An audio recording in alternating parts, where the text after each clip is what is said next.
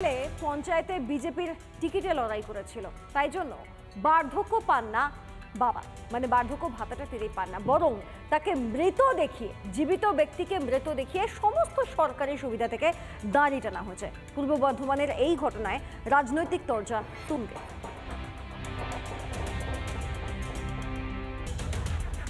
আজকে লকডাউনের আগে থেকে আমি 400 টাকা করে পেতাম। লকডাউন আরম্ভ হয়েছে তখন থেকে দেখি আমার ভাতাটা বন্ধ হয়ে গেছে।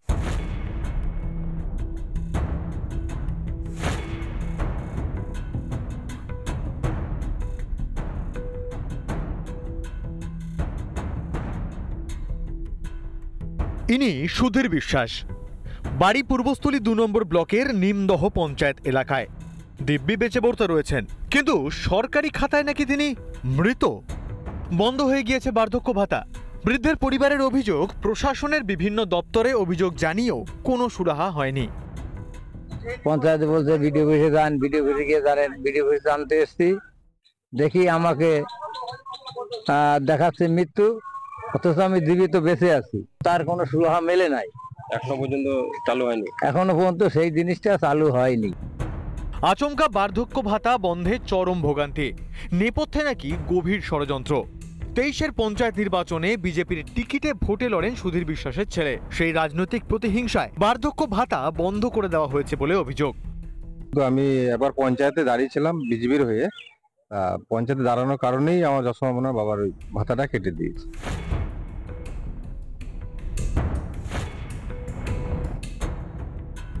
সব দলের একটা গভীর ষড়যন্ত্র, এবং যাতে করে অন্যান্য ব্যক্তিবর্গ বা অন্যান্য মতাদর্শের মানুষরা যাতে না পায়।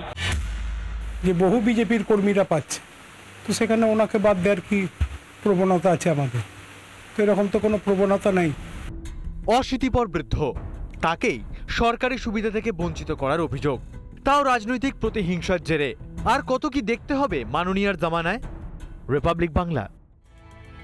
নানা ধরনের কন্টেন্ট দেখার জন্য লাইক করুন, শেয়ার করুন আমাদের ফেসবুক পেজ, সাবস্ক্রাইব করুন আমাদের ইউটিউব চ্যানেল।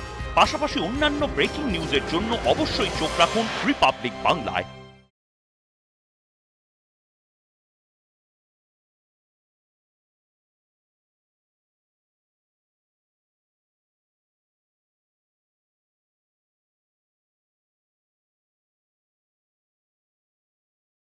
নানা ধরনের কন্টেন্ট দেখার জন্য লাইক করুন, শেয়ার করুন আমাদের ফেসবুক পেজ, সাবস্ক্রাইব করুন আমাদের ইউটিউব চ্যানেল। পাশাপাশি অন্যান্য ব্রেকিং নিউজের জন্য অবশ্যই চোখ রাখুন রিপাবলিক বাংলায়।